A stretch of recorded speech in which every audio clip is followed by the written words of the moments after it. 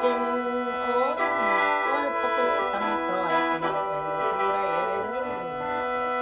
อีแม่ไปแล้ว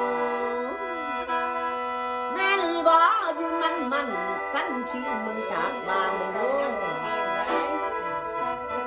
แม่แม่กินแท้บอกไอ้โน่นกระโน่นเลยล่ะคำมือจะดีจะชั่วกันอะไรอ้าวกันจะดีนะอ่านแต่แม่จะ ชั่วกันไม่เคย จะได้ของจังไง ข้าวบางคนเลยเนาะ อีแม่เอ้ยกระบอกไอ้ม่วงคอกระบอกไอ้เศร้าตัวเจ้าละลาเรื่องอะไรดูคนสิดีบ่ล่ะขันเงิน5ลูกสิโตขันหัวเอ้ยเขาสิแต่งในเพลงเล่น ใจดีใจชั่วอย่าให้เขาเจ็บเขาไข้เลย แม่เอ้ยไปแล้วให้เพิ่นกลับมาเลี้ยงลูกน้อยลูกใหญ่ทั้งกันล่ะเจ้าอย่าไปนำเพียเจ้าอย่าหนีนำเพิ่นในคำมือ เนาะ แม่เอ้ยไปแล้ว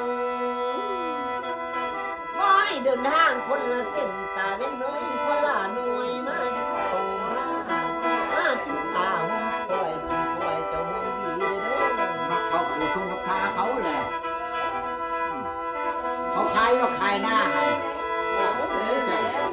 เขาคายจะดินเลยเนาะอยู่ กลางเมื่อแล้วลูกเต้าเงินซาน ถ้าได้อยู่ดีมีแห้งแหละ รับสมรับสาน้องการเบิดลูกหลานเดี๋ยวหาไหม